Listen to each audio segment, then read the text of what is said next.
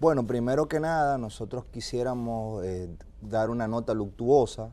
que tiene que ver con el fallecimiento en el día de ayer de una gloria del deporte dominicano, Franchi Prat, baloncetista, ganador de medalla de oro en el año 1977 en la selección que participó en República Dominicana en Centro Básquet.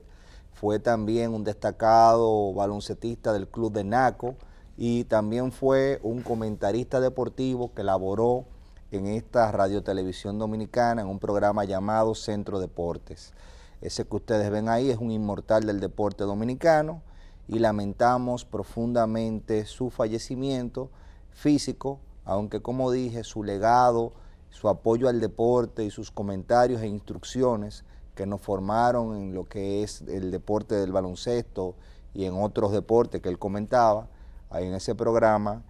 van a seguir con nosotros imperecederamente. Así que queremos solidarizarnos con sus familiares y con esta familia de Radiotelevisión Dominicana que lamenta ese fallecimiento. Bueno, cuando uno lee la prensa nacional y uno ve ese titular, el titular debería de ser: se inaugura el año escolar en Santiago con la presencia del presidente y se anuncia que el 75% de los estudiantes de la educación pública están en la jornada escolar extendida. El titular debería de ser, y el motivo de uno celebrar, que existían 27.000 aulas y ahora hay 47.000. O sea, en un periodo de 7 años se construyeron 20.000 y pico de aulas. Habían 27, ahora hay 47.000 aulas. Eso ha permitido que en vez de existir una escuela dividida en 3, que daba clase en la mañana, daba clase en la tarde, daba clase en la noche, y cuyo promedio eran 2 horas, se pasase a una educación de por lo menos 8 horas. Tenemos que también en República Dominicana, en ese mismo periodo, y debería de ser noticia, pasamos con que ser maestro era sinónimo de vergüenza en República Dominicana. En los barrios se le hacía más coro, como se dice,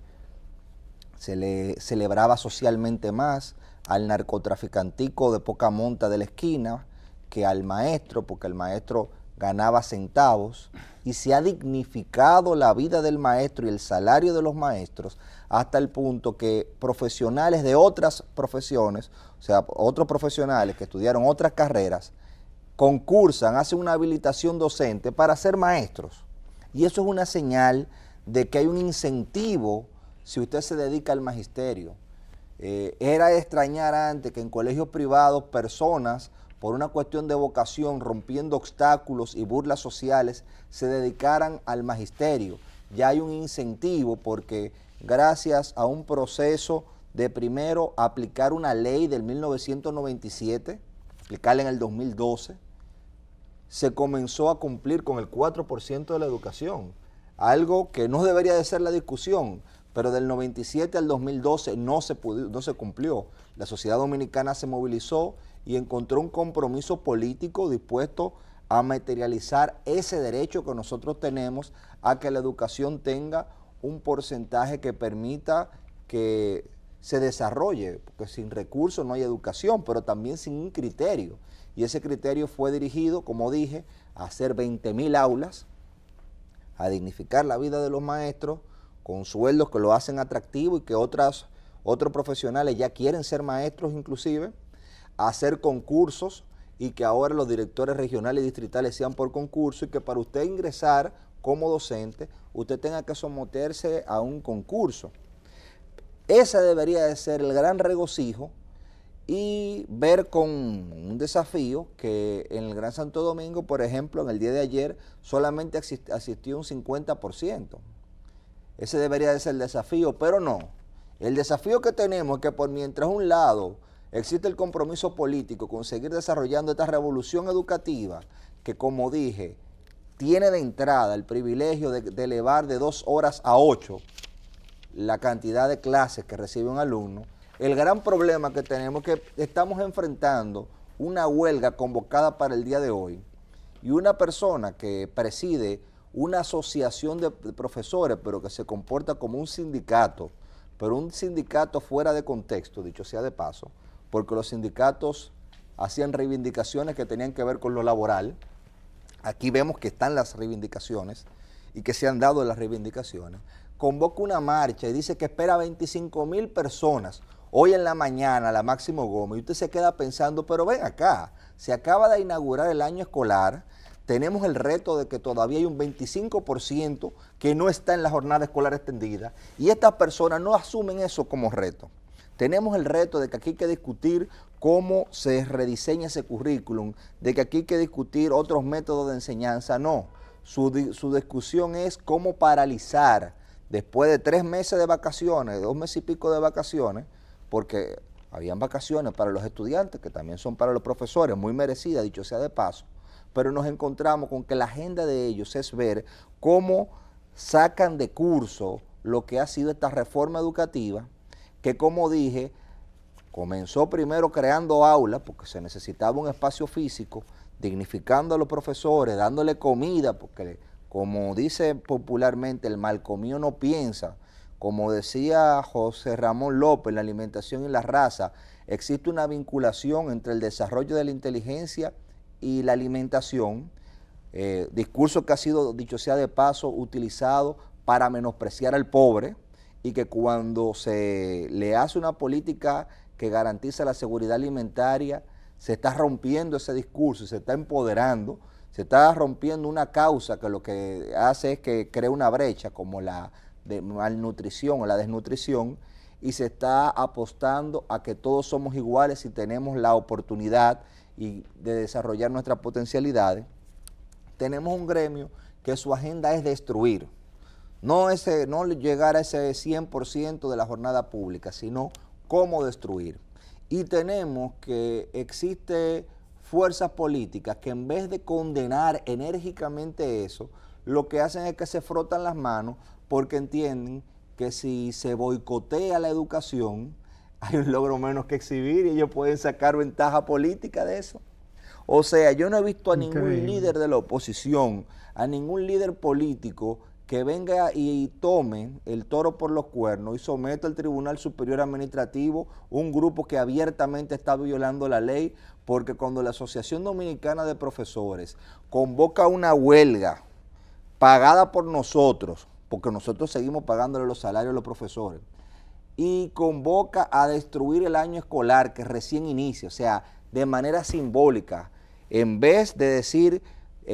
tenemos que revisar porque nada más fue el 50% el primer día en el Gran Santo Domingo. No, vamos a tratar de que no vaya nadie al otro día, porque si usted anuncia una huelga, usted lo que quiere es paralizar el pan de la enseñanza y el pan también de la comida a los más pobres. Entonces eso es una acción abiertamente ilegal, porque usted se asocia, pero usted no se asocia para subvertir el orden ni los planes de desarrollo. Usted se asocia para usted garantizar la eficiencia de las políticas públicas. Entonces ese es el tipo de problemas que aquí en República Dominicana tenemos que enfrentar. Tenemos, por ejemplo, en el caso de la salud, que el Colegio Médico advierte y amenaza. Escuchen esta joya en el caso de la salud. Si quiere saber si el gas pela, que sancione. Escuchen eso, el presidente del Colegio Médico Dominicano, Wilson Roa, dice que si se quiere saber si el gas pela, que lo sancione. O sea, una actitud desafiante y amenazante en una entidad que ya no es un gremio, es un colegio creado por ley que tiene funciones públicas, inclusive, señores, tiene las funciones disciplinarias. Entonces, ¿qué confiabilidad puede tener un órgano que en vez de actuar con objetividad a la hora de decidir sobre el comportamiento de un médico, lo que le hace es una amenaza al órgano regulador? En vez de coadyuvar a que mejore la salud, lo que le hace es una amenaza. En un país donde ellos mismos reconocieron que los médicos que estaban haciendo especialidad estaban plagiando tesis para hacerlo. O sea, en un país que tenemos grandes problemas estructurales, estos organismos que ya son colegios, en el caso de este, que ya no es una asociación, es un colegio con funciones que la da la ley, en vez de sumarse a una política pública que garantice el derecho constitucional a la salud, lo que hace es que no mira que se están remodelando 56 hospitales. porque se está haciendo una remodelación hospitalaria profunda, que no mira que se ha aumentado la cobertura del derecho a la salud vía los seguros de salud para las personas, no, que no mira que hay una política destinada a mejorar el servicio. Lo que ellos quieren es amenazar al organismo regulador de que no trabaje porque no se puede atrever a meterse con su soberanía, porque ellos entienden que ellos son soberanos. Y así, por ese camino, es imposible que República Dominicana siga teniendo los resultados que hemos tenido. Yo creo que cuando uno descompone todo el panorama y mira los grandes obstáculos que ha tenido que sortear el presidente Medina, uno ve cómo la gobernabilidad ha sido un arte prácticamente de malabarismo. Cuando usted tiene un partido que en vez de sumarse, o un presidente de un partido que en vez de sumarse militantemente a la continuidad de esta política, lo que hace muchas veces es que lo descalifica y parece y se comporta como la oposición. Cuando usted tiene organismos encargados de ayudar a la consolidación de esa política, que lo que hacen es que se meten en franca subversión, porque no estamos hablando de diferencia de criterio, estamos hablando de acciones ilegales como esa huelga, estamos hablando de amenazas al órgano regulador. Entonces, es difícil haber logrado, es una hazaña haber logrado todo este posicionamiento que ha tenido República Dominicana en un contexto tan agreste, en un contexto tan incómodo. Y yo creo que eso es algo que nosotros como dominicanos tenemos que tener en cuenta porque no podemos permitir una regresión de derechos.